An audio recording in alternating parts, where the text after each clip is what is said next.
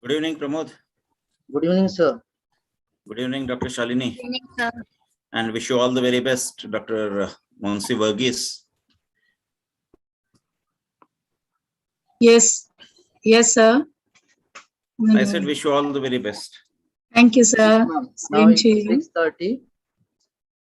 Just a minute, Pramod. We'll wait for the resource person to take the seat.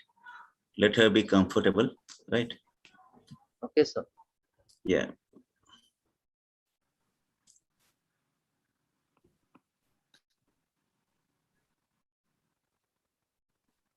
Pramod, let me clear from, then you'll give a signal to Dr. Shalini. Okay. Right. Yeah. Ma'am, good evening. This is G.A. Ghanshyam, and I'm one of the founder of this iSPELL, what Shalini was talking about iSPELL. I came to know about that, and it's basically a group of teachers from KG to PG. So all the teachers from KG to PG, they are here. And we do believe that the teachers, those who are teaching in schools, though they haven't got the opportunity to be the teachers in the universities and colleges, but they do teach literature and language both. And they are the people, those who have, those who are the research scholars also, and those who are pursuing PhD, and some of them have already done PhD. And as far as the students of post-graduation are concerned, we have our forums in different areas. So all these forums, they cater to the postgraduate students. So here in the platform of iSPELL India, every Sunday we organize this kind of literary event so that all the teachers could be facilitated and elevated, so that when they go back to their schools and colleges, they can elevate the students as well. So this is, and even the research scholars, even the research scholars are also there here. But as far as the forum is concerned, in the forum, the teachers of the same region with the research scholars and the postgraduate students, they are also there. And we are catering our area to the schools and colleges also. And we are planning to open up student forums in the schools and colleges, so that the students can also get a kind of a platform, and the teachers can facilitate them, and the students can elevate themselves with the help of the teachers. So this is a kind of self-driven event, and there is no project kind of a thing from university or the college, and all the people, they have come together. So it's like in Hindi we say, ek akela chala tha janibe banzil bagar, roz milte gaye aur karwa banta gaya. So iSPELL is that. Okay, that's very clear and very succinct. Thank you. Thank you. Thank you. Okay, Pramod. Yes, sir. May I request Dr. Shalini Yadav, ma'am, event coordinator of the month and PRO of iSPELL Executive Committee, to start the event formally. Thank you, sir. Am I audible? Yes, ma'am. Yes. Okay. A very good evening to all firm iSPELlians, novel academicians, and energetic scholars present here today on this auspicious eve of 62nd Sunday Sahityik Satsang of iSPELL India. Today, I take this opportunity and get profuse joy in welcoming you all as the coordinator of November events, with a knock of drizzly and chilly winter as it is right now in Jaipur, with migratory birds fly in the grayish hazy sky, and with rich doses of aromatic red roses. Hence nature has stirred in me a rhymester with glee.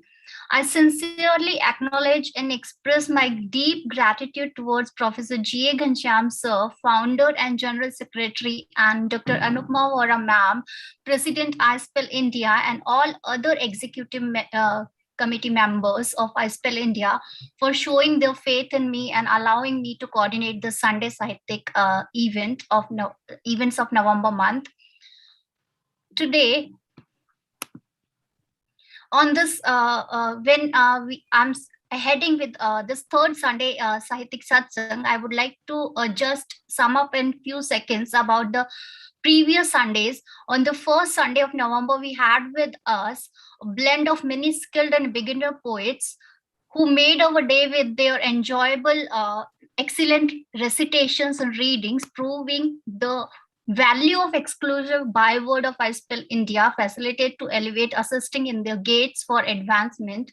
Afterwards, on the second Sunday of November, we had a very lovely lady by heart and an esteemed poet and author, skilled in writing excellent haiku and haiku poems, and none other than Rochelle Potkar ma'am, who told that the word is a cell that turns into the tissue of literature. Further, she added, we as literarians should promote review culture for better texture in writings. Hence, the drive of November events related to literary creativity is getting more intense week by week with more thoughtful and trained poets and authors. Therefore, today we have with us in our Sunday Sahityik Satsang a mega deva full of passion for mystic, love, and bhakti poetry, Sahitya Academy Award winner poet and author Arundhati Subramaniam ma'am, who has in her credit applauds and appreciations in the form of many recognized awards and prizes. I amiably welcome you, ma'am, today at the platform of iSPELL India. It is indeed a very, you can say, a splendid ambience today, full of spirituality and mysticism with your gracious presence. And the books you have in your shelf, I love to come over there to read someday. I incalculably adored the way Arundhati ma'am has written her poems and how she has shaped her poems. While reading her poems, I thoroughly enjoyed and felt mesmerized. A few I would like to quote, but later after the session. And it would be immensely pleasure giving to listen to you, ma'am, today. I heartily welcome chairperson of the day, Dr. Divya Joshi ma'am. Divya ma'am is also poet and translator who have got lots of appreciation for her poetry book, Dance of Life, and has recently got another poetry book also published. I welcome Dr. Monsi Verghese as Master of Ceremonies. Welcome you all strong women at the platform of iSPELL India.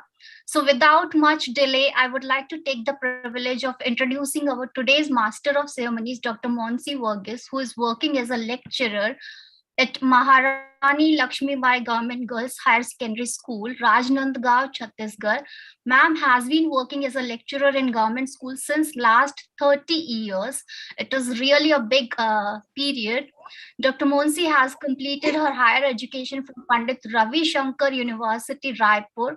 And with the playing spirit, she used to play hockey and volleyball also. So she is a good player.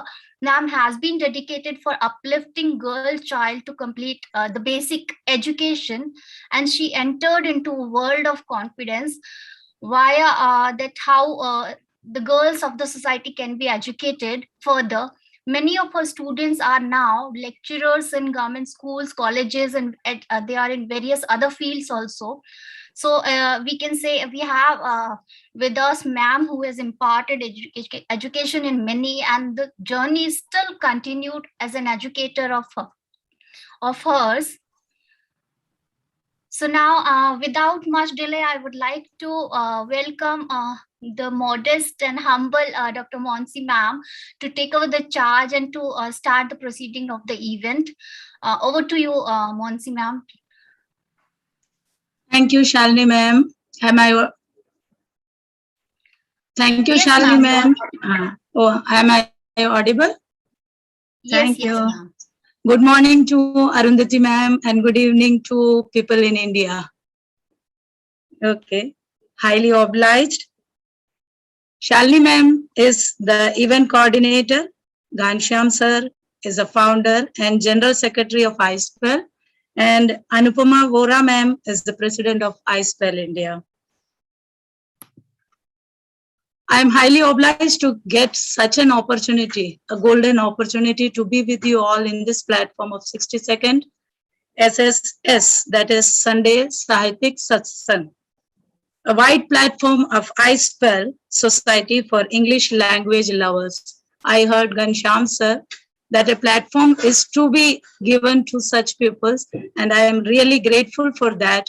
I'm a member of iSPELL Society.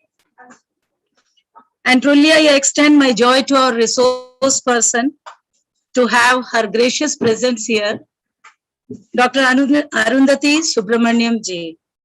She is a personality whom we all know through her great poems.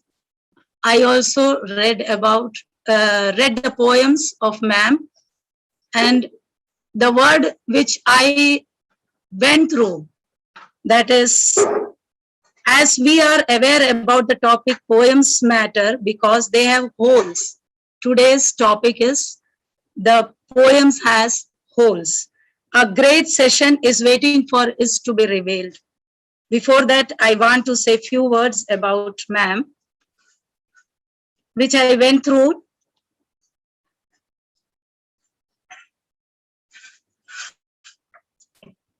Ma'am is a great Indian poet and author of 13 books of poetry and prose.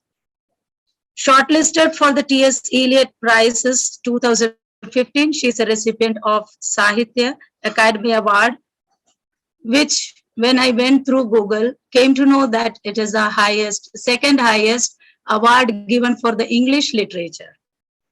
The Z Women's Award for Literature and the Homi Bhabha and Charles Wallace Fellowships. Among others, her most recent works include Women Who Wear Only Themselves, Speaking Tiger 2021, a book of conversation with female spiritual travelers, and book of poetry, Love Without a Story, Westland Amazon 2019. Other works include the Book of Buddha, the acclaimed Penguin Anthology of the Sacred Poetry, Eating God, and the best-selling biography of contemporary mystic Sadhguru, More Than a Life. She has worked over the years as performing arts curator, critic, and poetry editor, and divides her time between Bombay, Madras, and New York. Widely anthologized and translated, she has been invited to international poetry conferences and festivals in UK, Italy, Spain, Holland, Turkey, China, West Africa, Israel, Australia, and the US, as well as various parts of India, Nepal, and Bangladesh. Her work has been translated into several languages too, including Hindi, Tamil, Italian, German, French, and many more. The lines which touched me, the lover, from the poem The Lover, I was 8 when I looked through a keyhole. She was looking at the mother. The poem went on in this way. Arundhati ma'am is one of the rarest poet coming out with many collections of poem. Feel joyful to say that she is the award-winning author of 13 books of poetry and prose. And when I was going through, I heard her giving an interview in which she spoke in this way. She is more excited to play with the language which give her excitement like people dance. Ability of language to move from one place to another without knowing where it goes. Love Without a Story, and a poetry volume and a book of essays on contemporary women and a sacred journeys. As earlier said, she is a recipient of various awards and fellowship. The Sahitya Academy Award, the inaugural Kushwant Singh Prize, the Raza Award for Poetry, and Z Women's Award for the Literature. She also have worked over the years as performing arts curator, critic, and poetry editor, and divides her time. Without any delay, let us hear her beautiful voice, melodious voice, and join the session which is awaiting for us to be revealed. Arundhati ma'am, I welcome you for this session on behalf of iSPELL Society. Thank you. Thank you, Dr. Shalini and Dr. Mansi Verghese. I'm delighted to be here. It's morning here in New York, and I'm fortified with a cup of coffee. But at some point, if my voice trails away, it's either to do with the internet connection or the lack of caffeine in my system. But what I'd like to do is to just talk for a little while, as I decided in my earlier email exchange with Dr. Shalini. What I thought I'd do is just talk for a little while about certain moments in my life that have been pivotal in terms of my understanding of poetry And after that, I would really like this to be a conversation. I think that will make it most meaningful for me. And it will also help me to get a sense of really what you would like me to address and what the concerns or preoccupations are amongst each of you as individuals and as a group. But since I always feel like a bit of a fraud when I'm simply talking, when I'm simply using the medium of prose, I'm going to start with a poem. That's my way of becoming myself, as it were. And I'd like to read a poem from my most recent book, Love Without a Story. It's a poem called Tongue. And I choose to read it here because, as I understand it, iSPELL is deeply concerned with the issue of language. And to me, this whole question of what language means, what this primal excitement about word and rhythm is all about, that to me lies at the heart of the poetic enterprise, really. So there can be no poetry without a passion for language. So I'd like to start with this poem called Tongue that implicates that squarely. It has an epigraph by John Berger, who says, "The tongue is alone and tethered in its mouth." Tongue. The man in front of me is reading a balance sheet. He is smiling, his gaze shimmying between columns, effortlessly bilingual. And though a little drunk on the liquor of profit, I like to think he is not immune to the sharp beauty of integers simmering with their own inner life. And I wonder if he feels the way I do sometimes around words, waiting for them to lead me past the shudder of tap root, past the inkiness of groundwater, to those places where all tongues meet. Calculus, Persian, Cock-Baroque, flamenco. The tongue that sparrows know, and accountants, and those palm trees at the far end of family photographs. Your tongue, mine.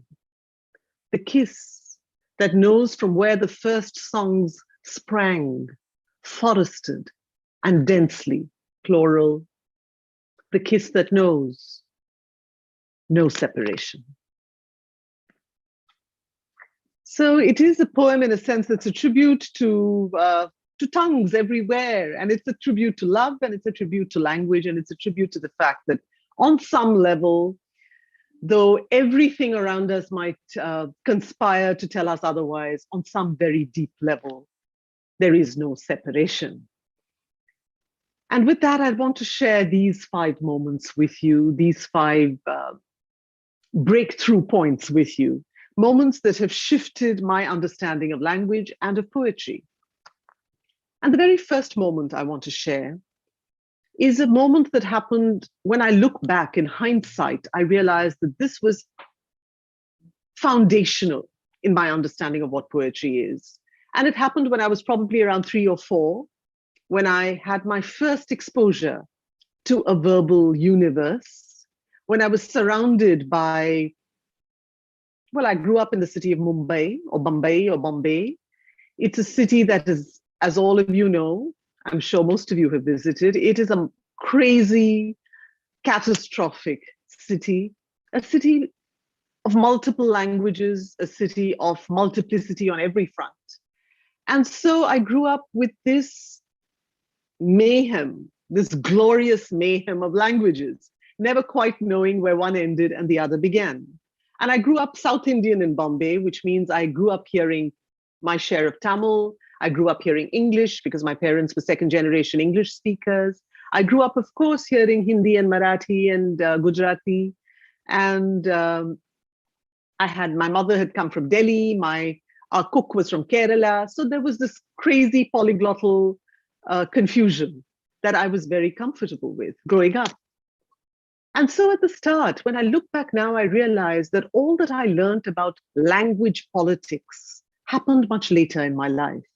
At the time when I was first exposed to language, I didn't know where one ended and the other began. but the only distinction I was aware of, and I remind myself of that today very often, because often conversations, especially academic conversations, end up being about the politics of language very often when one attends literary conferences.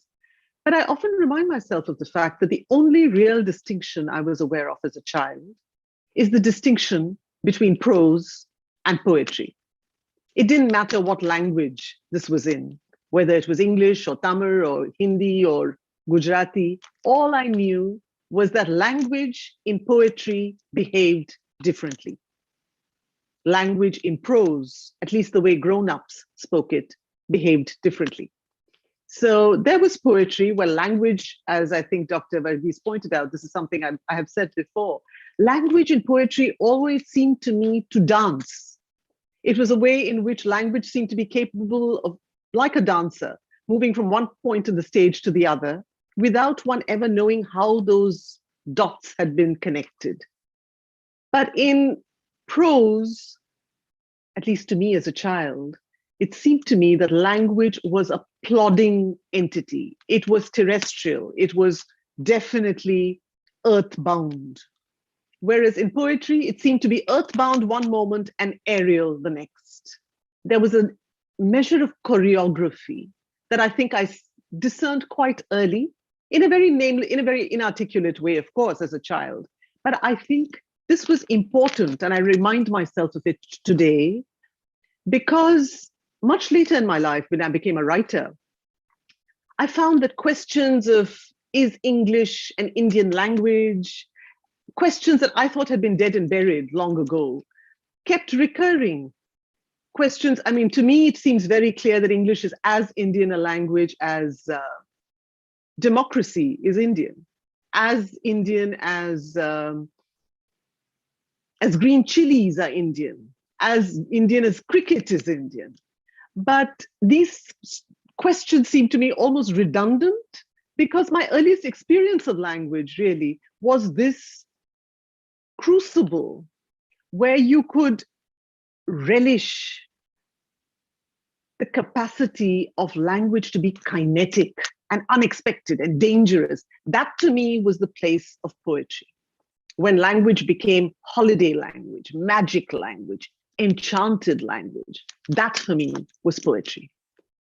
Years later, when I was about 12 or 13, and this brings me to my second moment that I wanted to share with you.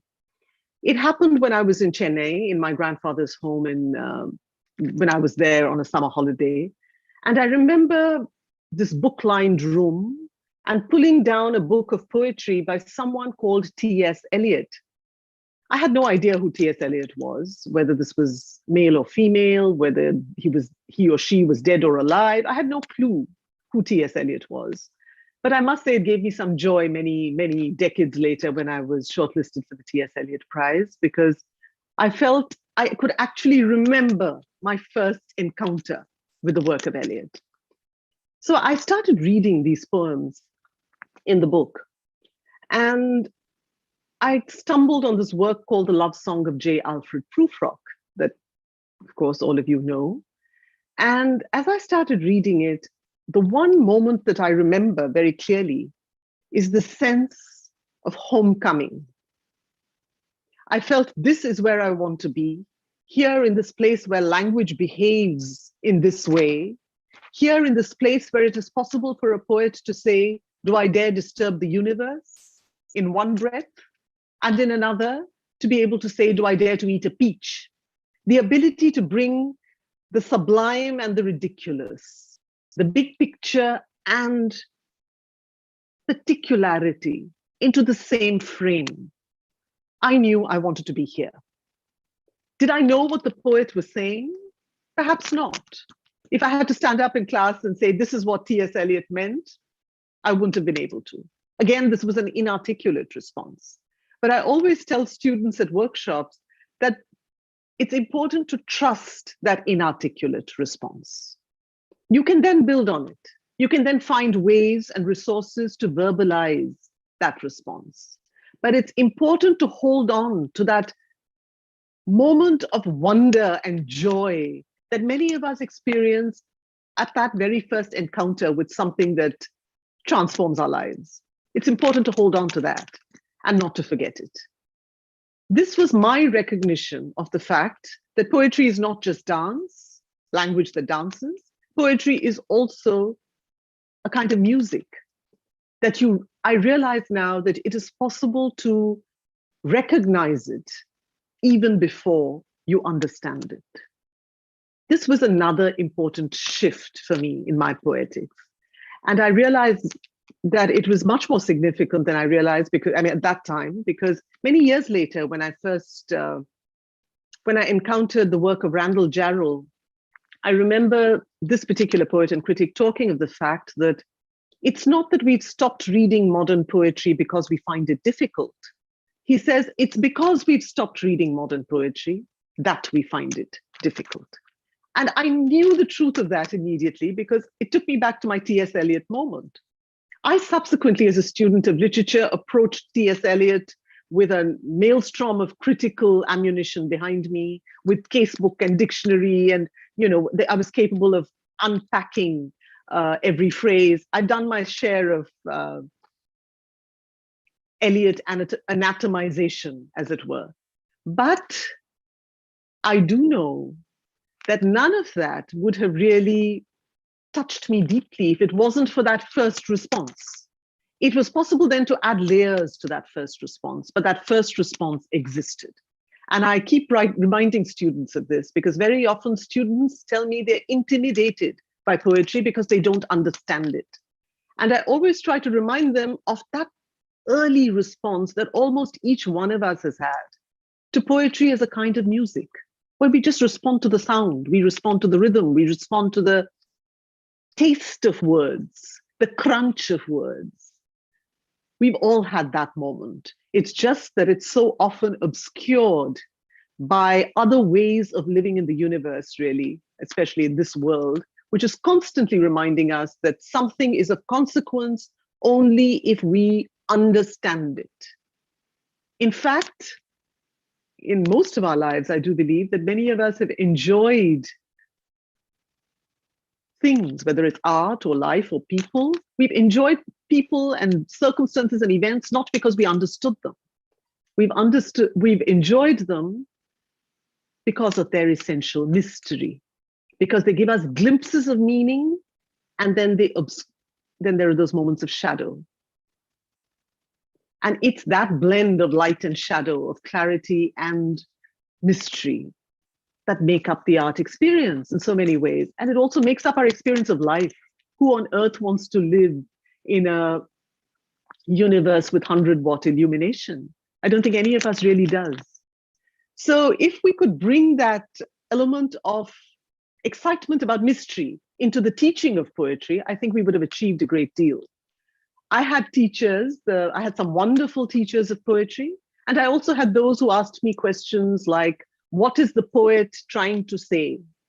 And I always say that this is a question that would strike deep gloom in my heart, because I knew what the poet was saying. Not that I could always tell you what she was saying or he was saying, but I had a response to a poem. But as soon as I was asked, what is the poet trying to say, it would actually render me speechless and actually a bit tired and bored. So if there is a way to talk about poetry, not in terms of its meaning alone, but in terms of something more than meaning, the wholes that are implicated in the title of this session, if there is a way to find a way to speak of poetry that acknowledges its essential mystery, I think we would have done a great service to poetry by teaching it this way. Because a poet is never really trying to say something. A poet is simply saying it. And the assumption that content can be picked out of a poem, like some kind of plum from a cake, as if content is the only thing that counts. I think this is a fundamental fallacy, and it also it creates a terrible divide between form and content that really kills our enjoyment of poetry forever. In fact, kills our enjoyment of all art forever. So that's the second moment I want to share with you.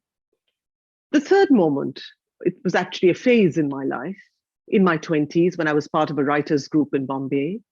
And I mentioned this phase because it was important for me to realize that poetry is not just verbal dance, as I had realized as a child. It's not just verbal music, as I realized when I stumbled on Eliot. I began to realize that poetry is not just about expressing myself, nor is it just about enjoying language, though it's that too. I began to realize that poetry is also craft. And I began to respond to language as a chemical. I began to make chemical discoveries about language. It was a bit like being in a workshop, getting my hands messy with the substance of language, coming out of it word smeared, as it were. But realizing many things, realizing that if you apply great heat and pressure to language, its chemical properties change. Realizing that if you take language out of one context into another and throw it up in the air and turn on a light, somehow language can become performative. There are all kinds of possibilities I began to realize about poetry as a form. And this was important because this was for me a period of apprenticeship. And I believe that apprenticeship is essential for any writer who wants to find her voice. You go through a period of sometimes slavish and sometimes unconscious imitation. You go through a phase of trying to belong. You'd go through a phase of wanting to be part of the scene. And this is almost inevitable. And I usually say this to young writers because it's almost an inevitable part of the journey. But there also comes another point when one tries to unbelong, when one tries to stand apart from in order to establish one's own identity. And then there comes a point, which I think is the point when you realize that you don't have to belong or unbelong. You just become much more yourself. And it takes time to get there. And that in itself is a deepening process, and it's still very much underway in my life. But I will say that this shift from apprenticeship to finding your own voice is a journey that invariably takes time. The importance of this third phase that I want to mention is the fact that we are always encouraged to believe, very often this is the way in which poetry is taught, I think, that poetry is this, the usual Wordsworthian definitions of it being a spontaneous overflow of powerful feeling. And I'm not dismissing that at all. There is an importance of inspiration. Inspiration is central to any artistic endeavor. Spontaneity is essential to any artistic endeavor. But I think the danger of over-accentuating this is that we create the impression that poetry is not about hard work, that poetry is not about perspiration, when in fact, perspiration and inspiration go deeply hand in hand. As I often say, rasa and riyaz go hand in hand. You cannot separate one from the other. That moment of inspiration would not happen without hours, years of arduous, enjoyable, but arduous practice. And equally, the poem that eventually makes it to the printed page is always accompanied by hours, sometimes years of tweaking, of tinkering, of crafting. So a poet is above all an artisan, not just an artist. In fact, I would say artist can come second, artisan, craftsperson above all. The fourth moment I want to share with you is a moment that happened to me when I encountered a particular brand of cultural commentator. And it gave rise to this rage poem of mine called To the Welsh Critic Who Doesn't Find Me Identifiably Indian. I'm not sure if I have time to read it, but if I do, if there is time, I might try and slip that in. But I mentioned this moment because for me, it brought a very important realization. Poetry I've talked of as verbal dance, as verbal music. I've talked of poetry as craft. But this was my realization that poetry is also politics. That there is no way in which language can be untethered from its context. Until now, poetry for me had been a way of uttering complex and contrary truths. I wanted to be able to, for instance, I wanted to be able to be scornful of my colonial education, with all its colonial overtones, my liberal education, arts education. I was grateful for it, but I was also capable of being critical of aspects of it. I wanted to be critical of it, but at the same time, I also wanted to confess to my love of Keats. I wanted to write poetry that could articulate a complex truth. But I also began to realize now that when you live in a world that is surrounded by jingoistic truths, you sometimes have to turn gatekeeper yourself. When you're surrounded by voices that give you dogmatic recipes for belonging, you sometimes have to counter it by saying, no, this is not who I am. I refuse to subscribe to this kind of unitary identity, whether it is cultural or political or religious or what have you. But to be able to say no is an important part of the journey of discovery and self-definition that goes with poetry. I often say poetry is really a satyagraha. It's a satyagraha against ready-made language, whether it's the language of the slogan, whether it's the language of the billboard, whether it's the language of scripture, as in some kind of, any kind, not all scripture, there's some wonderful scripture, but any kind of dogmatic understanding of scripture is deeply problematic. And I think poetry is in fact a relentless resistance against any kind of certainty. This to me is the politics of poetry. It will never allow itself to be co-opted by certainty. It is in fact an invitation to wonder. I see it as an invitation to the question mark. It's an invitation to the comma. It is not an invitation to the full stop. And it does, though, sometimes require that we use full stops. And so I do have my Welsh critic poem, which I will read to you now, maybe just as a kind of reprieve from prose. And then I'll move on to my last point and we can stop there. Here's the Welsh critic poem, which some of you may have heard. It's one long rant against all those voices that tell us how to belong. All those voices that tell us how to be woman or man or of any gender, all those voices that tell us how to be, how to belong to a particular faith or a particular creed or a particular culture. All those voices that tell us that there is only one way to be ourselves. To the Welsh critic who doesn't find me identifiably Indian.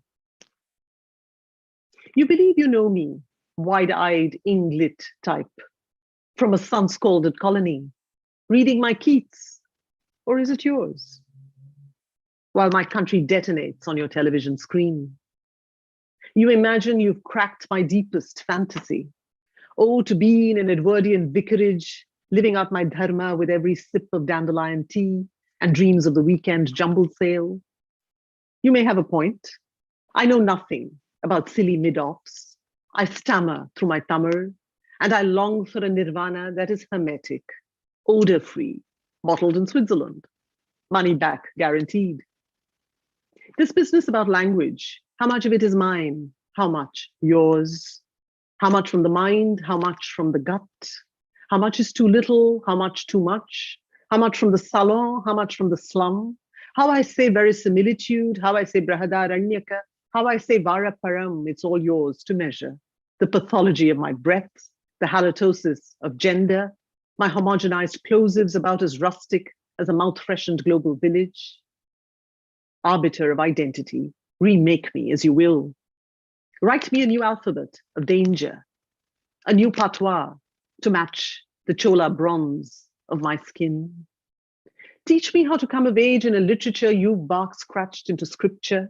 Smear my consonants with cow dung and turmeric and godhuli. Pity me, sweating, rancid on the other side of the counter. Stamp my papers. Please me a new anxiety. Grant me a visa to the country of my birth. Teach me how to belong the way you do on every page of world history.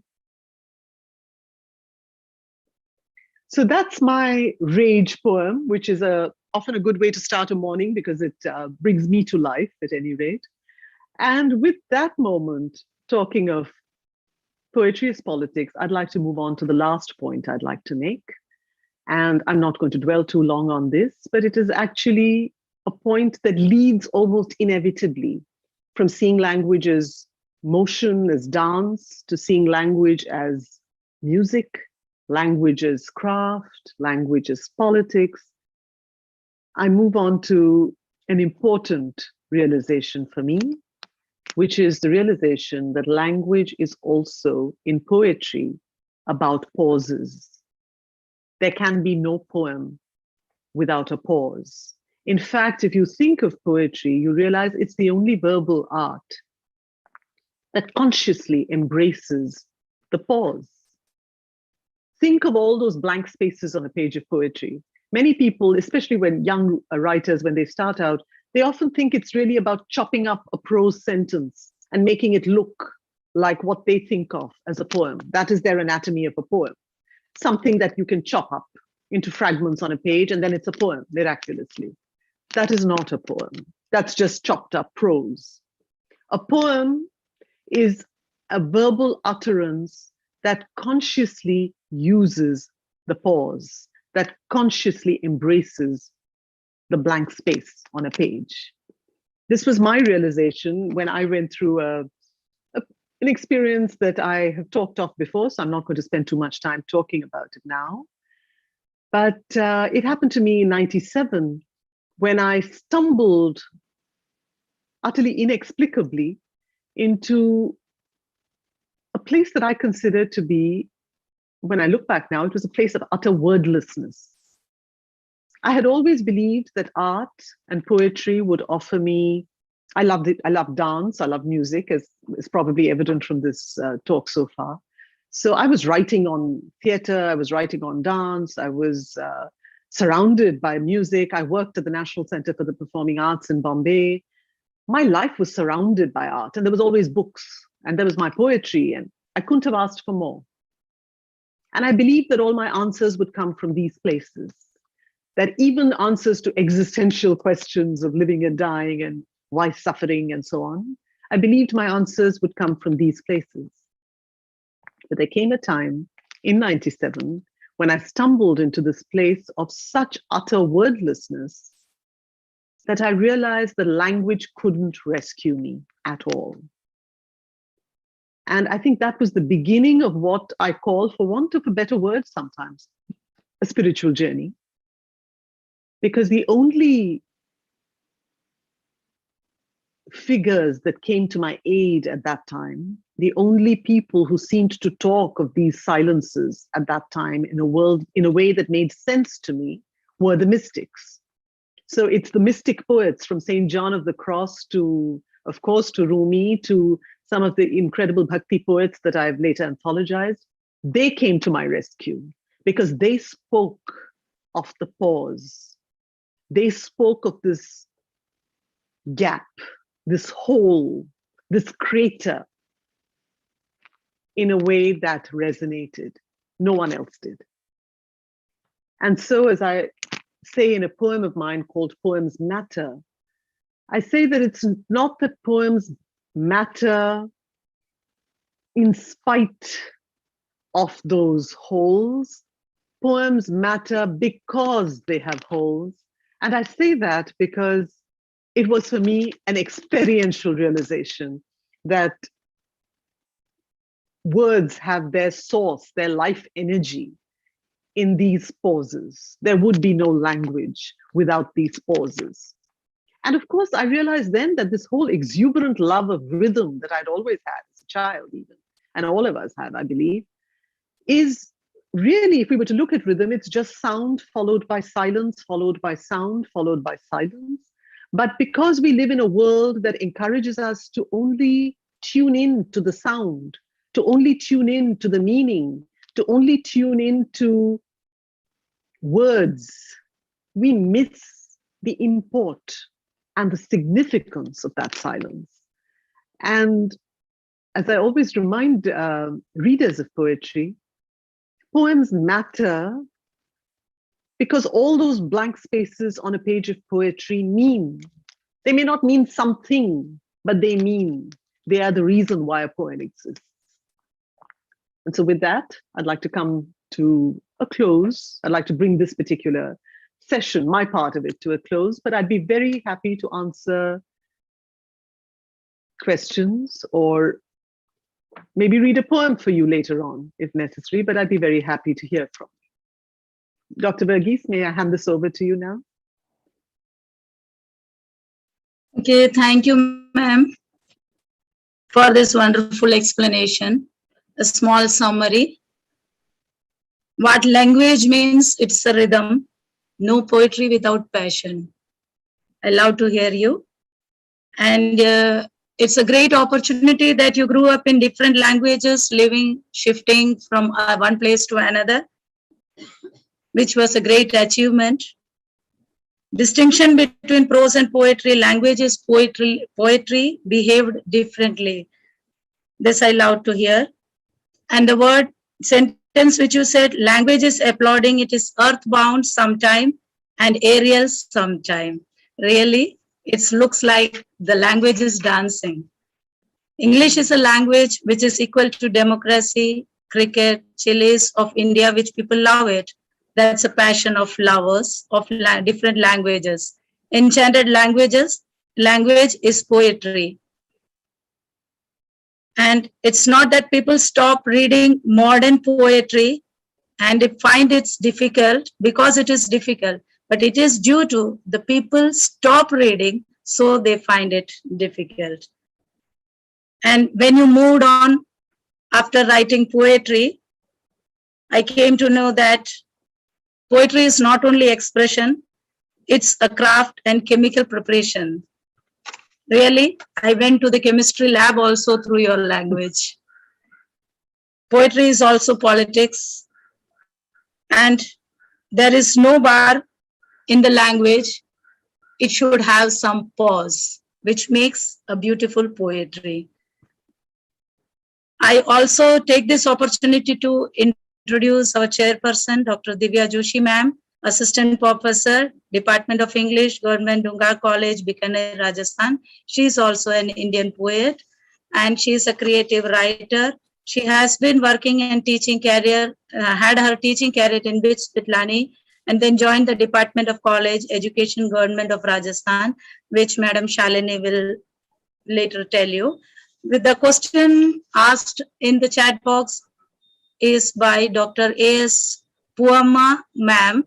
Isn't ambiguity the hallmark of a good poem, ma'am? I agree absolutely. I believe it is, and I feel that, and this is what I said earlier about the need to articulate a complex truth. The thing about ambiguity is that all of us recognize it. We recognize the truth of it. So when I said earlier that I wanted to write a poem that could be critical of the snobberies of my education, but at the same time could confess to my love of some of the romantic poets, I wanted to bring both into the same poem. And to me, this ability to say many things at one time is what a poem is about.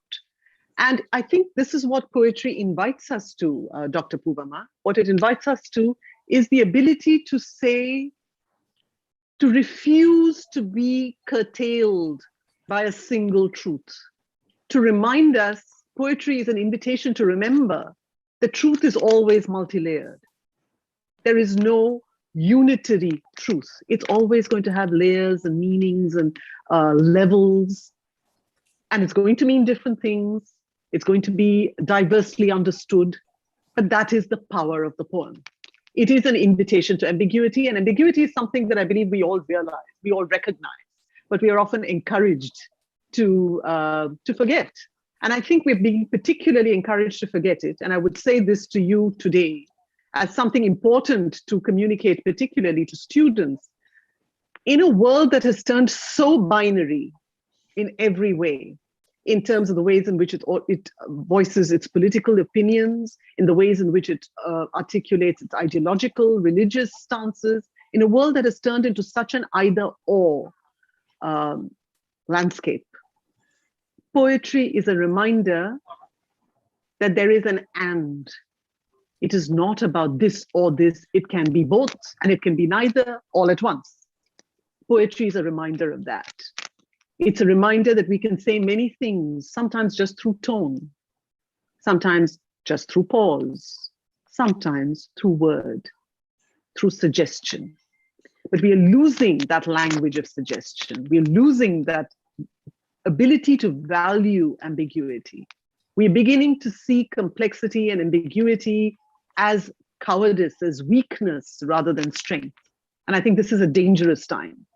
It's important to recover the importance of multi-layered truth.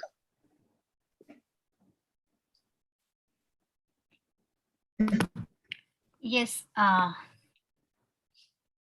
think if there are some more questions I would like to take. Okay, ma'am, I would like to ask you some questions. One thing, when I was going through this book, Women Who Wear Only Themselves, the title of the book and the cover design, it is really very fascinating in how you came to decide about it. That's what my question is. The color is also very bright and red, and literally means I'm fascinated and mesmerized by this cover, and the title too. It is right now in my hand. So I just would like you to throw some light on this book, that how you thought about writing about all these women. Thank you for that question, Shalini. I think this is this book that Shalini mentioned is one that is, it's a book of essays. It's a book of 4 conversations with women travelers, spiritual travelers, contemporary women, which for me was important because until now, the books that I've written, I'm talking about the prose, not the poetry, but the books that I've written in terms of prose have been, there's been a book of the Buddha, which was published by Penguin India many years ago. There was a book on Sadhguru. There has been a book of essays around sacred journeys. It's called Pilgrim's India. Of course, that's a varied combination, but I'd say that a lot of the figures I've written about have in fact been male. And nothing wrong with that. I'm deeply grateful for having met them. But there has been a growing thirst in me, and I believe in many seekers and many readers of sacred who are curious about this alternative world of the spiritual in some way. I feel there's a growing thirst to hear about the women. Who are the women? Do they exist? We are always told Mirabai, or if you're from the South, you hear of Andal or Akka Mahadevi. But what about today? Who are the women? Where are the women? And of course, there are innumerable women, many of them just undocumented and unknown. There are some major female gurus today, which is wonderful, but there are also those who are much less known. So I wanted to write, not in a programmatic way, because this wasn't a journalistic enterprise going around the country and talking to women who are on spiritual journeys, not that way, but just 4 women whom I accidentally encountered in my life. So over the past decade. So these are conversations with 4 dramatically diverse women. One of them is a yogini, the other is a naked woman mystic, the other works with sound, Nada yoga, the 4th is a monk. They're very different. But these conversations enriched me. So I just kept the faith that they would enrich someone else out there as well. And then as I started looking at these 4 conversations, the one thing I realized was that, yes, these women were completely diverse, but what linked them? What was the connection? And I realized the connection was just this, that these were women who had peeled off layers and layers of accretion, layers and layers of just cultural acquisition in order to become themselves. Some of them actually peeled off their clothes. There's one woman who lives naked, but others choose their clothes differently. They make other sartorial decisions, but each of them has peeled off cultural and social cargo, stuff that they didn't need in order to find who they were. And in the process, they've crafted themselves as well. Coming back to the notion of poetry as craft, poetry is both. There's ambiguity again to link it to Dr. Puvama's question. Poetry is both self-revelation and self-composition. It's craft as well. And that's what these four women are doing, I believe. They are cutting, and therefore that image in the cover that you point out, Dr. Shalini. The image on the cover is by that wonderful artist, Arpana Kaur. And when I saw that image, it struck me that it was almost made for this particular book, because you have an image of a woman with scissors. She's cutting. And you also have an image of a woman sewing. So both go together. The active workshop aspect of it, of crafting a new self. And there's also the chopping off, sometimes hacking off of so much that is redundant, so much that is unnecessary. So it's about traveling light, but traveling light because you've gotten to know yourself that much better. Therefore, women who wear or seek to wear only themselves. Yes, and one more question I would like to ask them: from where you take so many good quotes and you can say background information and such good words? Means so much research you might be doing related to this. I mean, like when I was reading your poems, I literally felt like that few of the terms were quite new for me. And I had to search also, and then I came to know many new mythological words, and like the poem which I read related to the poem's title is 8 Poems for Shakuntala. So I would like to read any of that if you can read here. This is from the book The God of When the God is When God is a Traveler. Yes. And When God is a another Traveler. poem which I would like you to read if you can, When Landscape Becomes Woman. So that also I liked a lot. And there are many more, even each and every poem I really enjoyed a lot, but any one if you can read for us. I know that you are running short of time and you have other commitments also. No, that's fine. I think we have 3 minutes left. And I just want to say thank you. I think it's important, most of all, to remember that, you know, if you want to be a poet, and I say this to every poet at a workshop, you also need to be a reader. You know, you need to enjoy reading. It always amazes me when you speak to young poets, how many of them will tell you what they've written, but they won't talk to you about what they've read. You cannot be a poet if you're not a reader of other people's work. You know, and so that might explain some of the range of reference that you're talking about. But I think Shakuntala, of course, is a myth that most of us are familiar with. And the reason I was fascinated by her, and I'll only read one section of that poem, and I'll conclude with When Landscape Becomes Woman. But I want to speak of Shakuntala only because, one, because you brought her up, and because she's pivotal to that book. For me, Shakuntala, in this particular book, and perhaps in my life, when she returned to me as a figure in my life, she came to me as this figure who represents a perpetual calamity. You know, I think all of us who even had visions or memories of that Kalidasa farewell of Shakuntala leaving the forest and going to join her husband, all of us know that this is in some way a terrible move. Something tragic is going to befall this woman, even as we hear that story. And I used to think later on, what a terrible life. You know, she's just confused because she's the daughter of a rishi, and she's the daughter of an apsara. You have to be a mess if you're already born of such genetic confusion. And then I said, here's this woman who wants to be in the forest and who seems to have an idyllic life in the forest with her stepfather, but then goes off to court, and she's torn. Wherever she is after that, she's going to be torn because she never quite finds her habitat, whether it's up or down, whether it's here or there, she's never quite found where she's meant to be. So these are some of the female characters, Dr. Shalini, in mythology that I feel that I felt are just waiting to be explored. I have another set of poems about Avvaiyar, who's the woman poet, the old venerable woman poet and traveler in Tamil folklore. And she fascinates me too. These are characters who are just shadowy presences in the background when we inherit them, in terms of our cultural upbringing. But I think they're just waiting to be explored. So I'm going to just read a very short fragment of Shakuntala for you, because I began to realize that Shakuntala wasn't just some woman out there. Shakuntala is, in fact, everyone. 8 poems for Shakuntala 1.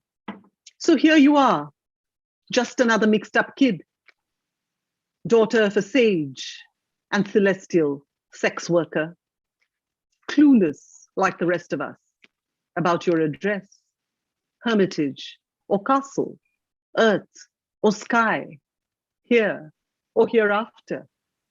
What did you expect? What could you be but halfway, forever, interim? What else but goddamn human? I'm going to end the Shakuntala thing there, though I'd have loved to read more if there were time. And if there is a moment to read When Landscape Becomes Woman, I'd be happy to. Let me just say, as I look for that poem, that for me, this is a poem about looking through about that moment that I think each of us has had in our own way. Looking through a keyhole was the moment here, but it could have happened differently for each of you. I think I grew up thinking of my parents as the backdrop to my life. They were just the foundation and the backdrop. But there comes a moment when one suddenly realizes, oh my God, this parent is a human being, is an individual, just like I am. This was my moment of recognition. I like to believe each one of us has it. When Landscape Becomes Woman. I was 8 when I looked through a keyhole and saw my mother in the drawing room in her hibiscus silk sari, her fingers slender around a glass of iced cola. And I grew suddenly shy for not having seen her before. I knew her well, of course. Serene undulation of blue malmal, wrist serrated by thin gold bangle, the gentle convexity of mole on upper right arm, and her high arched feet, better than I knew myself. And I knew her voice like running water, ice cubes in cola. But through the keyhole at the grown-up party, she was no longer geography. She seemed to know just how to incline her neck, just when to sip her swirly drink, and she understood the language of baritone voices and lacquered nails and words like emergency. I could have watched her all night. And that's how I discovered that keyholes always reveal more than doorways, that a chink in the wall is all you need to tumble into a parallel universe, that mothers are women. Thank you. Thanks a lot, ma'am. Now, I think if you will forgive me, I have to move into the other event, but I just want to thank all of you for inviting me. And I want to thank you for the chance to spend the morning reading poetry. Ma'am, just for 2 minutes. Yes. Yes. Actually, Divya ma'am is also in hurry. So we would like to wind up the session soon. Pramod sir, are we ready to honor our guest with certificates? Yes. Dr. Shalini. Yes, sir. Is Divya ma'am going to speak for a minute, or we will distribute the Yeah, certificate? Then she will. I want her to speak for a minute, but ma'am is saying that she is also running out of time. If she can, please, ma'am, I would like you. Of course, please, if she wants to, if she would like to say something, I'd be happy to hear. Yeah, so you can invite Divya ma'am right away. Yeah, sure, sir. Thank you, Shalini ma'am. Actually, Arundhati ma'am has another commitment, so I thought I will not take much of a time. But ma'am, honestly speaking, if you permit me 1 minute, Of I will course. definitely say that it was like, I would like to thank Professor Ghanshyam and Professor Anupama Vora for giving me this opportunity to attend your session. Because as a poet also, I feel the way you explained the craft of poetry, it was like full of patterns, full of swings, full of cadence, flows. It was like a throb. And when you talk about craft, the kind of the sentence that you say that you have to hold on to that wonder and mystery, I just understand that yes, poetry is actually something that helps all of us to take off our blinders. I will not take much of the time. It was a delight. It was my honor and privilege to be part of this session because, ma'am, aapne to gagar mein sagar wali baat hai, because a session was small, but then you discussed the craft so meticulously, and this was like woven into a lasting kind of a salvific, we can say, tapestries, putting them into words. And I was just reminded of Cummings when I was listening to you, that once he said, well, write poetry, for God's sake, it is the only thing that matters. But one thing I would end up with by saying is that I just wish that we could actually listen more of your readings. I wish that were possible too. I'm going to try and turn this off. I'm sorry. Yes. Thank you. Thank you. That's really been, thank you. I particularly appreciated what you said. Thank you. Yeah, now I would like to invite Ghanshyam sir to bestow a guest with the certificates. Yeah, thank you very much, Dr. Shalini. And indeed, it's a great pleasure to listen to Dr. Arundhati Subramaniam. Ma'am, indeed, though the session was very small, but it covered all. So small also has all in it. So you have covered the entire gamut of poetry by taking the poetry to Satyagraha, taking poetry to the various avenues which you thought of. At the same time, it's very necessary for each one of us because when we teach poetry in the classrooms, we teach verbatim poetry and we take out the meanings out of it. We take out various conclusions out of it. But as far as poetry is concerned, if poetry lures, then the language cures. So they are interrelated with each other. If the language is going to cure all the diseases, then the poetry is taking you to a different stage. It is taking to towards the trance, and it's giving a great kind of solace to your heart. So in that way, if heart is there, then heart is nothing but he art. It's the art of the he. H and E both are capital. So in that way, the poetry comes. So for doing the honors and reading wonderful poetry, iSPELL really feels honored to have Arundhati Subramaniam on the platform of iSPELL. So this certificate is to you, ma'am, for reading out the poetry and making us understand various nuances related to poetry, and hope in future we will definitely request you to read out some of your poems to the audience. Thank you very much. I'd be happy to return. Thank you very much. Thank you, all of you, for making this happen.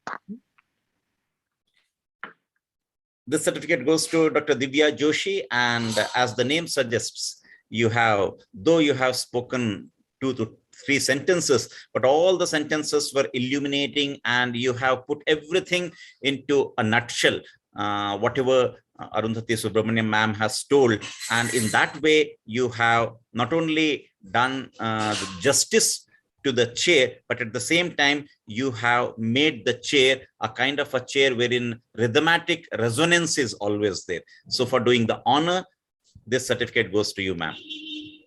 I just want to second that. Thank you, Dr. Divya Joshi. I want to second that, and I would take your permission to leave right now. And thank you all for being here. Thank you, ma'am. Thanks a lot. Thank you, ma'am.